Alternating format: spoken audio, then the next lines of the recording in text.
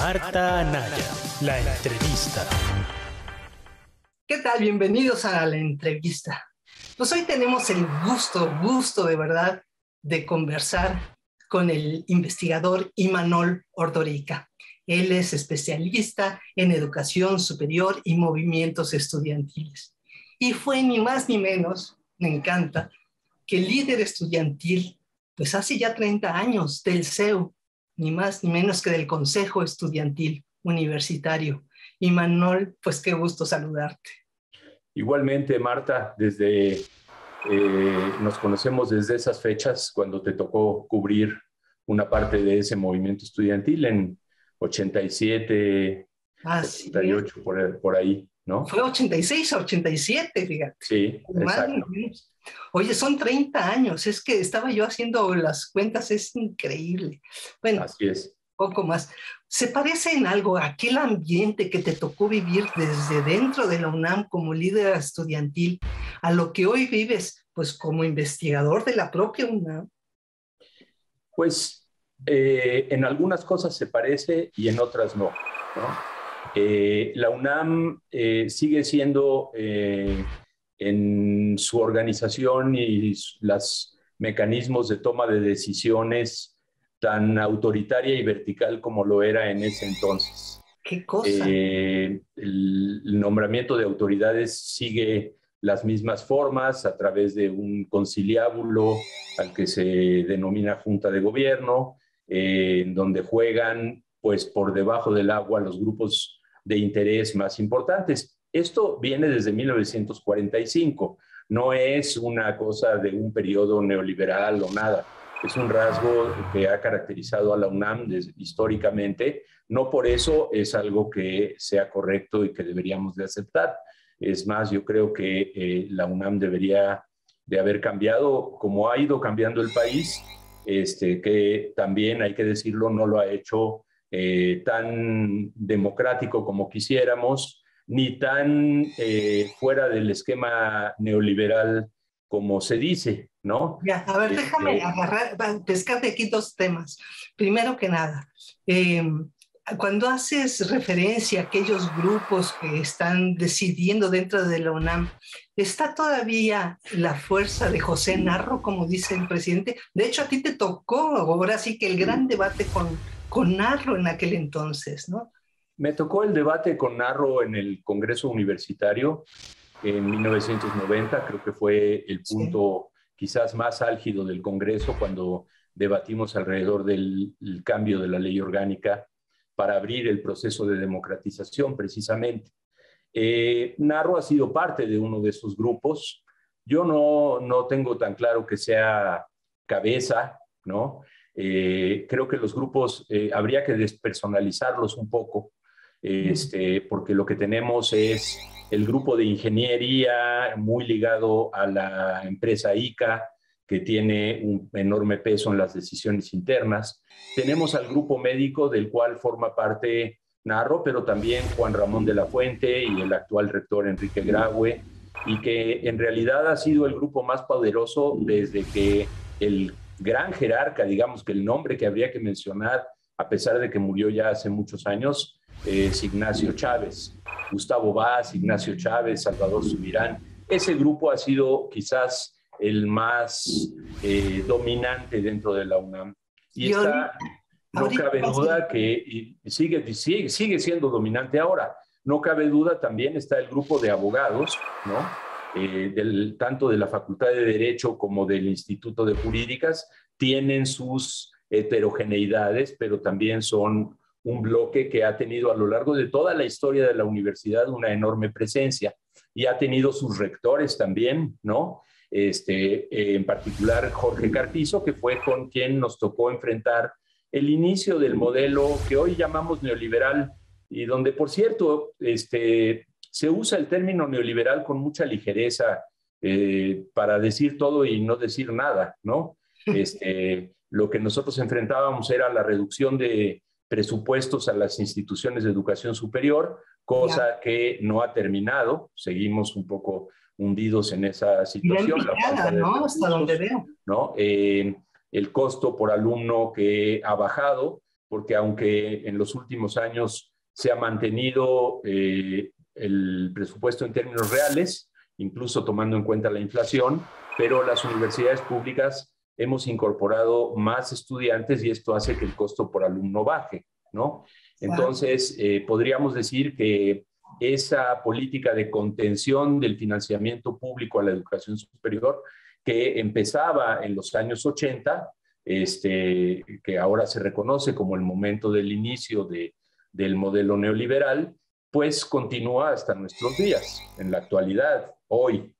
Entonces, estos grupos, los tres que te digo y quizás uno más, un grupo del área científica que arrancó su fuerza un poco como parte del grupo médico con Guillermo Soberón, pero también con mucha fuerza en el sector de la investigación científica, que produjo como rector a José Sarucán y de alguna manera con esa fuerza al rector Barnés, que insistieron también en el incremento de las colegiaturas universitarias como parte también de ese modelo que se impulsaba desde el gobierno, ¿no? Sí. Ahora tenemos en contraste un gobierno que impulsó la adición al artículo 3 del tema de la gratuidad en la educación superior, de la obligatoriedad de la educación superior. Con esto recogió, se hizo eco de las demandas de movimientos estudiantiles como el del CEU en 1986-87, como el del CEU en 1992 otra vez, y como el del Consejo General de Huelga en 99 y 2000. Y sin embargo, este avance normativo en el artículo 3, en la Ley General de Educación, en la Ley General de Educación Superior, no se traduce en términos reales en que el Ejecutivo y el Legislativo otorguen suficientes recursos a las universidades públicas para poder dejar de cobrar, ¿no? Claro, entonces se empobrece la educación, ¿no?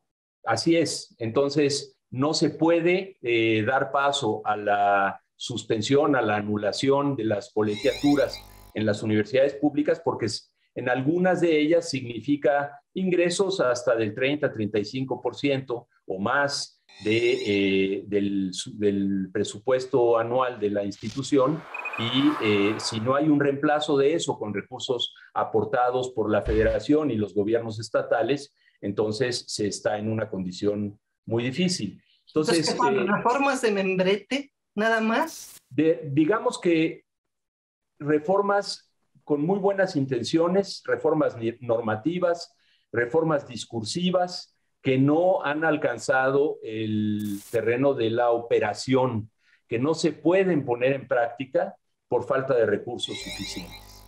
Y eso es una decisión del presupuesto, es decir, del gobierno prácticamente. Así es, y es notable cómo, igual que en los periodos anteriores, toda la negociación y toda la discusión que se da en la Cámara de Diputados cuando se está por aprobar la ley de egresos, en realidad tiene como gran protagonista a la Secretaría de Hacienda, que está interviniendo ahí para decir qué pasa y qué no pasa y qué se puede aceptar y qué no. Oye, Imanol, ¿y cómo percibes el ambiente estudiantil dentro de la UNAM? ¿Está letargado, como dice el presidente? ¿Hay que avivarlo? ¿Hay que buscar movilizaciones? Bueno, o sea, no podemos olvidar que llevamos prácticamente 2 años, ya nos acercamos a los 2 años de pandemia. Sí. Con los campus cerrados, vacíos, con las actividades docentes en línea. Pero si recordamos el fin del año 2019 y el principio del 2020, el campus de la UNAM por lo menos estaba en una intensa actividad por parte de los grupos de mujeres estudiantes que habían puesto en paro a la Facultad de Filosofía y Letras, a Ciencias Políticas, Arquitectura, Química, prepas nacionales y otras más. Había una veintena de entidades académicas de la UNAM en paro por los temas de igualdad de género y en contra de la violencia, ¿sí? Entonces, había una muy intensa actividad. Por otro lado, durante el periodo de pandemia, cuando la administración universitaria dejó de pagar los salarios de por sí depauperados del personal académico de asignatura y de docentes adjuntas y adjuntos.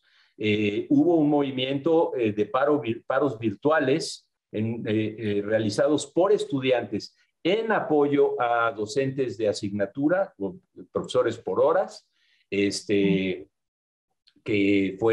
duró varios meses. Entonces, no cabe duda que hay actividad.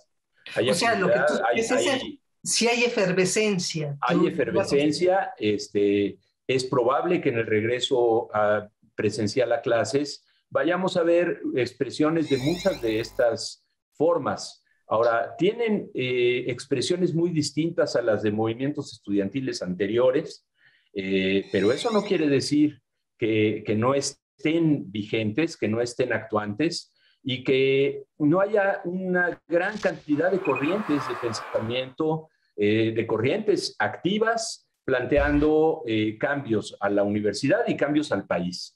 Ahora, bueno, a ver, Imanol, pero es que yo lo que creo es que el presidente López Obrador como que quisiera otro tipo de movimientos, o sea, sobre todo no le hacen mucha gracia ni los de género, ni los de en contra de la violencia, como que no va por ahí, sino que él está pensando mucho más en su revolución de las conciencias, ¿no? La 4T. ¿Eso tú lo ves allá? Yo creo que ahí hay un punto como de incomprensión. Es como si en 1986 Miguel de la Madrid hubiera pretendido que los estudiantes de las universidades públicas del país se movilizaran a favor de la austeridad, porque él tenía la idea de que había que convencer a la gente de que había que abandonar al Estado benefactor, propietario de empresas estatales, públicas, que había que reducir la presencia del Estado. Y claro que le hubiera gustado que los estudiantes universitarios se manifestaran por eso. Pero el estudiantado de las universidades tiene agenda propia en su comprensión del cambio. Yo creo que buena parte del estudiantado universitario del país, público y privado, votó por la opción López Obrador en el 2018. Sí. Suponer que eso implica una uniformidad con el pensamiento personal del presidente es muy complicado, ¿no? El presidente no le da el valor que los estudiantes, mujeres y hombres estudiantes, le dan a temas muy cruciales de las luchas contemporáneas, como la igualdad de género y el cese a la violencia de género, ¿no? Sí. Entonces, puede no gustarle, pero el movimiento está ahí. A mí me parece que ahí está uno de los puntos más esperanzadores del cambio social en el país y del cambio en la universidad, porque las mujeres han logrado que se pongan en la agenda de discusión cambios dentro de la UNAM que nosotros durante décadas planteamos como democratización y no hemos podido avanzar. Y hoy empieza a estar en la agenda, por ejemplo, el tema de la paridad de género en los órganos representativos de la universidad, que son débiles, que no son verdaderamente representativos, que tienen pocas funciones. Pero el hecho de que haya presencia paritaria de mujeres ahí, que es algo que se discute vivamente hoy en día, abre el paso al tema de la democratización en su conjunto. Entonces creo que tienen la vanguardia, tienen la capacidad de movilizar dentro y fuera de la universidad. Y bueno, hay que tener una enorme sensibilidad a eso que ocurre entre sectores de mujeres en el medio urbano, intelectual, que además tienen muchísimo apoyo de los sectores masculinos de ese estrato social, ¿no? Claro. Oye, y a propósito de la derechización, ¿tú la has vivido así todas estas 3 décadas? ¿Se ha derechizado la UNAM? Yo creo que no. O sea, yo creo que hay enclaves de la UNAM que han sido más conservadores que otros, ¿no? Creo que hay corrientes que nos enfrentamos permanentemente en la interpretación de la realidad.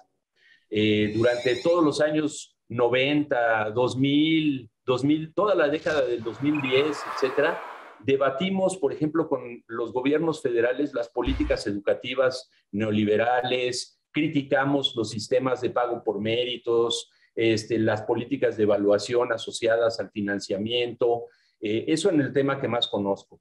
Más recientemente, cuando la reforma, la mal llamada, ¿no? Ahora ya le quedó la mal llamada, cuando la mal llamada reforma educativa de Peña Nieto, en el sector universitario prácticamente toda la academia asociada al tema de educación fue muy crítica y acompañó las luchas magisteriales en contra de la reforma de Peña Nieto, ¿no? Ahora, que hay algunos sociólogos conservadores, sí los hay. Que hay economistas, tú me vas a entender, no hace falta dar nombres, que han pasado de hablar sobre la disputa de la nación a hacerle los programas de nexos a Salinas de Gortari para luego volverse a colocar en una postura crítica. Pues sí, o sea, hay gente que da bandazos, pero bueno, es el derecho a la libre elaboración, reflexión de ideas y producción. Tenemos una página en el internet que es www.unam.mx, que es lo que presenta toda la participación de la UNAM en los objetivos de desarrollo sostenible de las Naciones Unidas, que son pobreza, educación, salud, equidad de género, en fin, todas estas, desarrollo, medio ambiente. Es impresionante lo que hace la UNAM, ¿no? Entonces, decir que ya no se publican libros criticando el modelo económico dominante, que no se publican libros criticando el sistema político mexicano y sus deficiencias, incluido el régimen actual, ¿no? ¿Por qué tendría que ser excepción? Sí los hay, creo que es una tónica que tiene la universidad y no quiero tomar una actitud autocomplaciente sobre la UNAM. La UNAM tiene muchos problemas, ¿no?